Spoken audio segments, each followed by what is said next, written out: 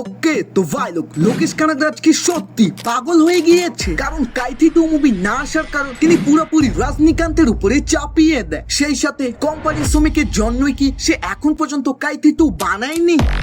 আরেকদিকে Chris 4 release তো দূরের কথা, ভাই এই সিনেমাটা আর তৈরি হবে না।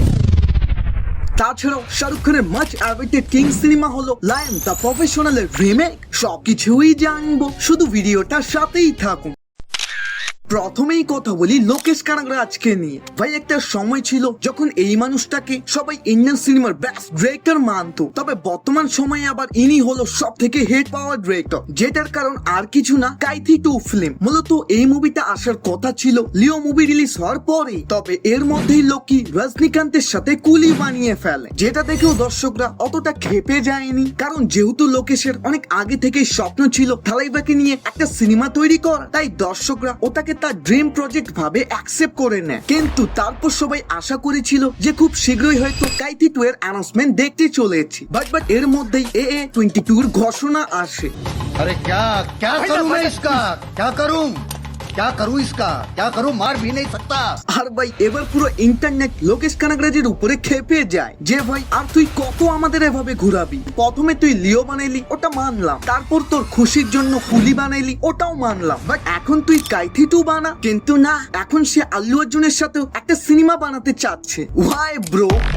ওয়েল এই সব প্রশ্নেরই জবাব লোকেশ রিসেন্টলি একটা ইন্টারভিউতে দিয়েছে, যেগুলো শুনে আপনি নিজে ডিসাইড করুন যে ভুলটা আসলে কার। মূলত কুলির পর কনফার্ম ডাইরেক্ট কাইথি 2 আসতো, তবে রজনীকান্ত এন্ড কামাল হাসান লোকিকে অ্যাপ্রোচ করে যে আমাদের দুইজনকে নিয়ে একটা সিনেমা তৈরি করো, যেটা শুনে তো যে কেউই অন দ্য স্পট হ্যাঁ বলে দিবে। লোকিও করে দেয়, কারণ তামিল সিনেমা জগতের এত বড় দুইজন তারকা যখন একসাথে মুভি করতে যাচ্ছে, তখন ওটা অবশ্যই বানা দরকার। কারণ আজ পর্যন্ত কিন্তু তামিল ইন্ডাস্ট্রিতে কেউ 1000 কোটি মারতেই পারেনি। তাই লোকেশ কার্থির কাছে গিয়ে কাইথি 2 মুভিটাকে আরো একটু পিছিয়ে নিয়ে যাওয়ার কথা বলে, এবং কার্থিও এটা শুনে বুঝতে পারে যে হ্যাঁ আমিও যদি তোমার জায়গায় থাকতাম এই সেম ডিসিশনটাই নিতাম, কারণ এত বড় দুইজন তারকার সাথে কাজ করার চান্স কেউ মিস করতে চাইবে না। তবে দিন শেষে কি হয়, 1 মাস ধরে যে লোকেশ নিজের মাথা খাটিয়ে ওই মুভিটার একটা কনসেপ্ট বের করে, ওটা রজনীকান্ত এন্ড কামাল হাসানের পছন্দ হয় না, এবং তাকে বলে যে তুমি একটি ফ্যামিলি ড্রামা এন্ড লাভ স্টোরির উপরে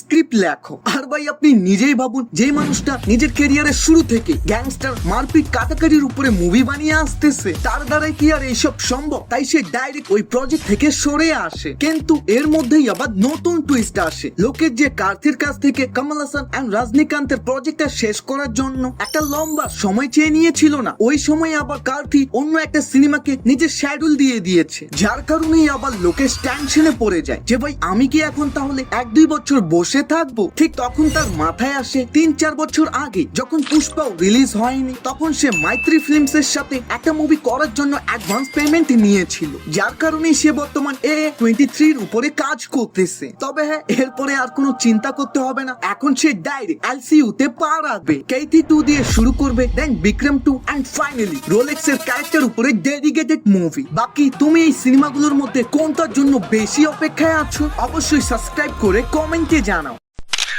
এখন কথা বলি কিং মুভিটা নিয়ে। ভাই এই মুভিটার বর্তমান মার্কেটে হাইপ এন্ড ক্রেজ তো অনেক বেশি, কারণ শাহরুখ খান 3 বছর পর আবার কিং সিনেমা নিয়ে ফিরে আসতে চলেছে। আর এর আগে যখন তিনি 4 বছর গ্যাপ নেওয়ার পর ফিরে আসে, তখন কি হয় ভাই ওটা তো আমরা সবাই জানি। তাই ফ্যান্সরা এবারও ওইরকমই কিছু আশা করতেছে। তবে এর মধ্যেই আবার একটা শকিং খবর আসে যে কিং সিনেমা আসলে লিওন দ্য প্রফেশনালের রিমেক, যেটা 1994 সালে $45 মিলিয়ন ব্যবসা করে ব্লকবাস্টার হয়েছিল।